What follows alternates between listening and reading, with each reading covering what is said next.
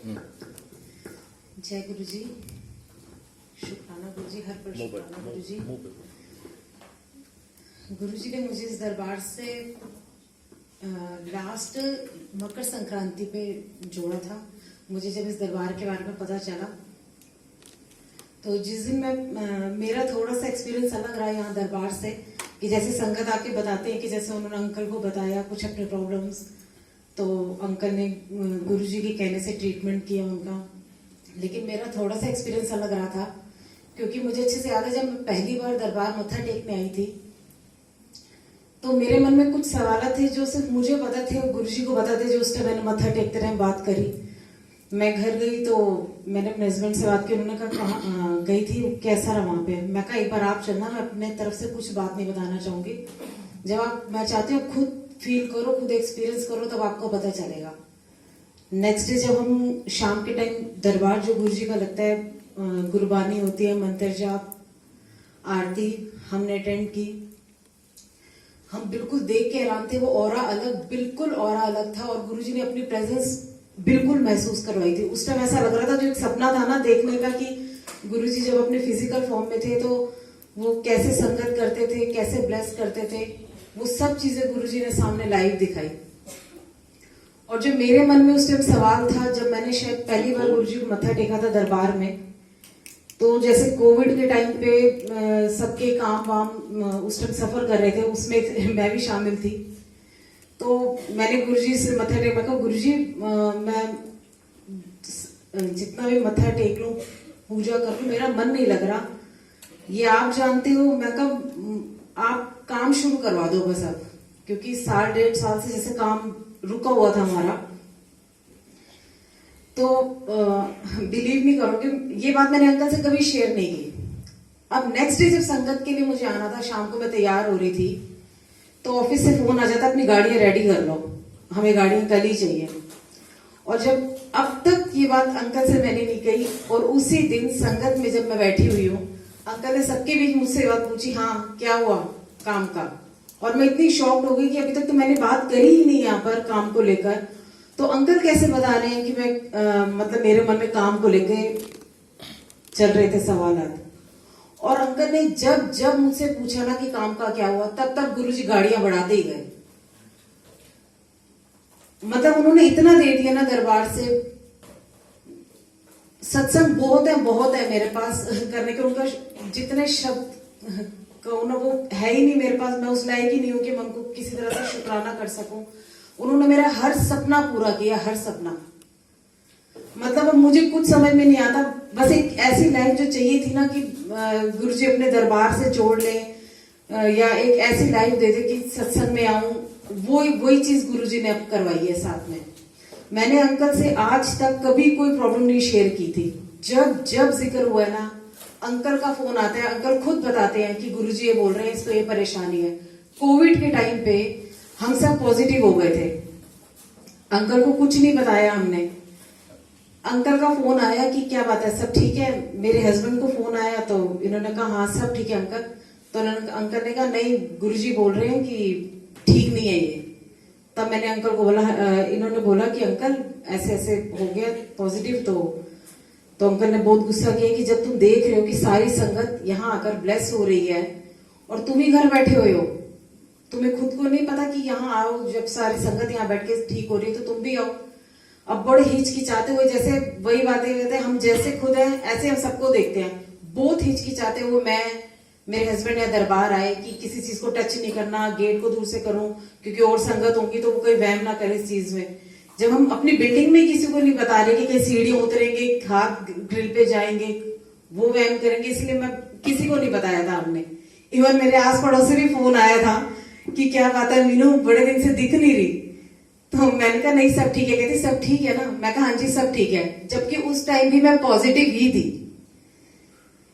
और मैं जब दरबार आई तो मैं तो देख के हैरान हो गई, दरबार गुरुजी का लगा हुआ है और जो संगत बैठी है उसमें से कुछ पॉजिटिव थी, कुछ नहीं थी। लेकिन किसी संगत ने ऐसे बिहेव नहीं किया कि जिसको पता है यहाँ संगत बैठी हुई है कि कोविड के पेशेंट आ रहे हैं तो आप थोड़ी सी दूरी बनाकर रखेंगे, डिस्टेंस मेंटेन करेंगे, कोई सोशल डिस्टेंसिंग नहीं, कोई मास्क नहीं। और मैं देख के हैरान हो गई उस टाइम कि ये है क्या। इस टाइम तो सारे मंदिर गुरुद्वारे बंद हैं और अगर आप जाओगे तो भी आपको मास्क तो लगाना ही पड़ेगा।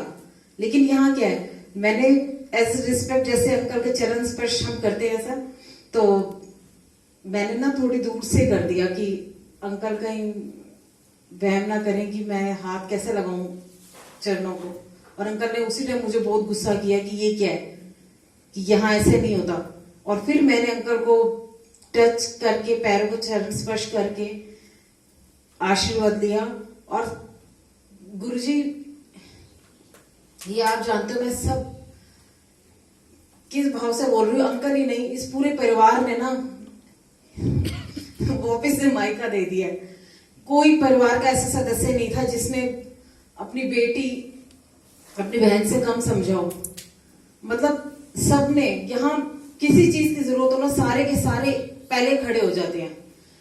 मैंने यहाँ दरबार में देखा कि सुबह मैं 6 बजे भी आई हूँ, 6:30 बजे भी आई हूँ। यहाँ देखती हूँ कि मतलब जो पेशेंट है उनके लिए परिवार वाले सुबह मेडिसिन बना रहे हैं। और मैं देख के रात में कहा हमारे घर में 2 रिश्तेदार आ जाए तो हमें ये हो जाता है कि यार सुबह सुबह आए हैं, कैसे करेंगे, या फिर दिन में भी। लेकिन यहाँ मैं देख के हैरान होगी कि ये क्या है, कि मतलब पेशेंट है, अगर वो पेशेंट घर पे नहीं ट्रीटमेंट बना पा रहे, अपना जूस बना पा रहे, और यहाँ उनके फैमिली मेंबर्स कर रहे हैं सब काम।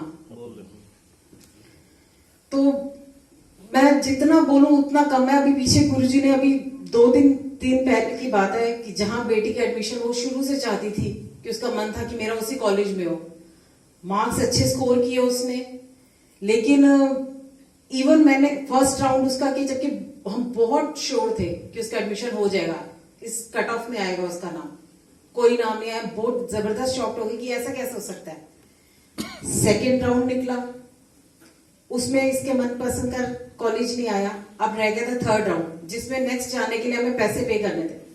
अब मैंने इसको बेटी को बोला, मैं कहा देख ले थर्ड में आएगा। कहती हाँ मम्मी आ जाएगा। हमने काउंसलिंग करवाई तो उन्होंने कहा बिल्कुल जो इसके स्कोर है वो बहुत इजीली आएगा इसका। हमने पे कर दिए। अब थर्ड राउंड निकल गया। मुझे अच्छे से याद है कि पीछे सत्संग था तो हम सब साथ में ही थे और मैंने अंकल से कुछ डिस्कस नहीं किया। मेरे साथ मानसी आंटी थी तो मैं उनसे डिस्कस कर रही थी। मैं कहा आंटी थर्ड कट ऑफ में भी उसका नाम नहीं आया और अब मुझे ना विड्रॉ करने पड़ेंगे पैसे, और मुझे समझ में नहीं आ रहा, जबकि हर कोई श्योर है कि उसके आने चाहिए थे इसमें, और क्यों नहीं आ रहा इसका नाम जिस कॉलेज में वो चाहती थी। तो मानसी आंटी ने जैसे सजेस्ट किया तो अंकल सुन रहे थे बात। अंकल कहते क्या हुआ? मैं कहा अंकल ऐसे ऐसे परेशान है, मेरे पास सिर्फ 1 दिन का टाइम है, अब मैं पैसे विड्रॉ कर लूंगी। अब मैं यहीं कहीं लोकल में देखती हूँ, मेरे पास ऑप्शन है नहीं क्योंकि एडमिशन का टाइम खत्म हो रहा है।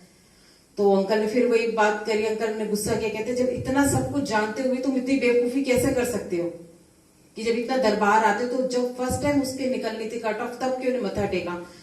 मैंने अंकल को ये बोला, अंकल हम ओवर स्मार्टनेस में मारे गए, बस यही था कि हो जाएगा ना, मार्क्स अच्छे तो क्यों नहीं होगा। हर किसी ने बोले थे कि हो जाएगा।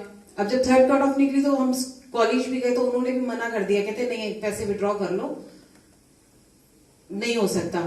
एक लास्ट स्लाइडिंग राउंड था लेकिन उसमें चांसेस मतलब 5-7% होंगे, वो भी मैं बता रही हूँ आपको, लेकिन उनकी तरफ से मना ही थी कि कर लेना। अब मैं अपनी बेटी को कॉलेज से बोल रही हूँ कि विड्रॉ का कर दे, मैसेज डाल दे, ये माने ना, कहती देखते मम्मी। अब जिस दिन अंकल को पता चला, अंकल ने शाम को ही बोला, कहते गाने को लेकर आओ। मैंने गाने बेटी को लेके गई। अब उस दिन अंकल ने गुरुजी का ट्रीटमेंट किया, सिर पे हाथ रखा। वो घर आके बोली तो सही, कहती मम्मी मेरे को ना अपना वो लेफ्ट हैंड ना महसूस नहीं होता जब अंकल सिर पे हाथ रखते हैं, तो कहती बॉडी बिल्कुल गर्म हो जाती है मेरी। नेक्स्ट डे अंकल ने फिर बोला, जिस दिन इसका रिजल्ट था स्लाइडिंग राउंड में, जो कि खैर हमें पता ही था होना नहीं है, तो मैं ये गई गाने यहाँ पर। तो शाम को इसका स्लाइडिंग का रिजल्ट आना था।